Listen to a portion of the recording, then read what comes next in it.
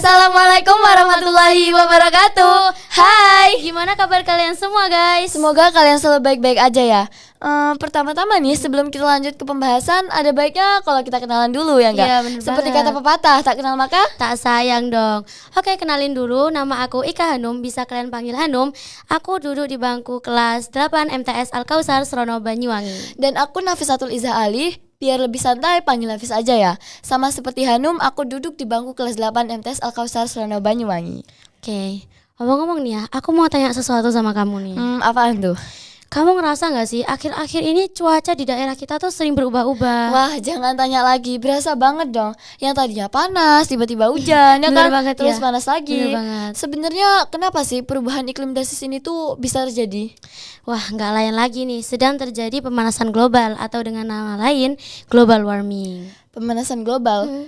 Bisa jelasin nggak biar yang lain ikut paham juga? Oke, jadi pemanasan global atau dengan nama lain global warming menurut beberapa para ahli adalah suatu proses meningkatnya suhu rata-rata udara, atmosfer, laut, dan daratan bumi. Tapi nih ya, Tapi apaan tuh?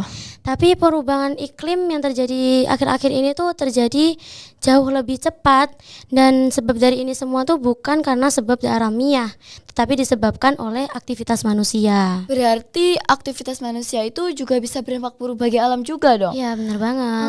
Kira-kira aktivitas manusia yang berdampak buruk bagi alam tuh apa aja sih? Oke, jadi antara lain tuh ada penebangan pohon, limbah industri, limbah pertanian dan peternakan, dan penggunaan listrik, dan masih banyak lagi. Aku juga pernah dengar nih bahwasanya pembangkit listrik tenaga minyak bumi, gas alam, batu bara sejauh ini tuh menjadi penghasil emisi gas rumah kaca terbesar kedua setelah industri pabrik loh. Wah, ternyata emang berpengaruh banget ya. Nah iya tuh bener banget.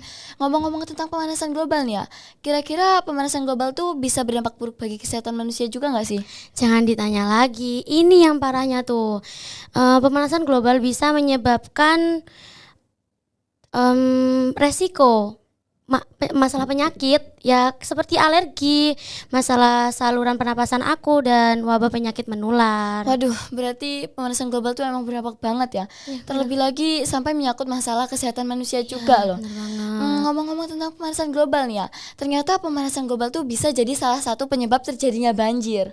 Kok gitu sih? Emang apa hubungannya? Nah, jadi hubungannya ini karena ada penebangan transelaria dan lain-lain. Jadi itu tuh menyebabkan peningkatan resiko pada polusi udara, sehingga polusi tersebut meningkatkan emisi gas karbon dioksida dan menyebabkan terjadinya perubahan cuaca secara ekstrim. Wah, ternyata bisa gitu ya. Iya tuh benar Terus banget. omong-omong untuk penyebab banjir nih, selain pemanasan global tuh, emang penyebab banjir tuh ada apa aja sih? Jadi penyebab banjir tuh ada dua faktor, faktor alam dan faktor manusia. Tapi nih ya, banjir yang terjadi akhir-akhir ini di Indonesia tuh bukan murni dari faktor alam aja, melainkan faktor manusia tuh juga sangat berpengaruh. Wah, ternyata serem banget ya aktivitas manusia Iya, bener setiap banget. harinya tuh. Oh ya, Fis, kamu tahu nggak sih berita bencana alam yang masih hangat dibicarain di wilayah Banyuwangi ini? Wah, tahu-tahu bencana alam banjir kan yang terjadi di dekat daerah kita. Nah, ya benar banget. Banjir ini menimpa Kecamatan Kalibaru, tepatnya pada Kamis tanggal 3 November 2022 pada malam hari ini. Terus menurut detik.com ada kurang lebih sekitar 5 desa yang terdampak. Waduh, banyak banget ya. Kira-kira 5 desa itu tuh apa aja sih? Jadi masing-masing desa yang terdampak itu adalah Desa Banyuanyar, Desa Kalibaru Wetan, Kalibaru Kulon, Kalibaru Manis, dan Desa Kajar Harjo. Waduh, serem banget ya. Terus kemarin aku juga lihat nih di berita CNN Indonesia bahwasanya ketinggian air tuh mencapai 1 meter dan mengalir sangat deras. Di total nih ya ada sekitar 1.100 jiwa dari puluhan rumah yang terdampak. Wah, iya Dan banjir terparah tuh berada di Desa Kalibaru Wetan. Padahal ya Desa Kalibaru tuh tercatat hampir nggak pernah banjir loh. Ya tuh bener banget. Bahkan menurut pengakuan salah satu warga Kalibaru Wetan tuh ya, yaitu Pak Rofik, bahwa beliau mengaku bahwa beliau tidak pernah melihat banjir sejak beliau lahir.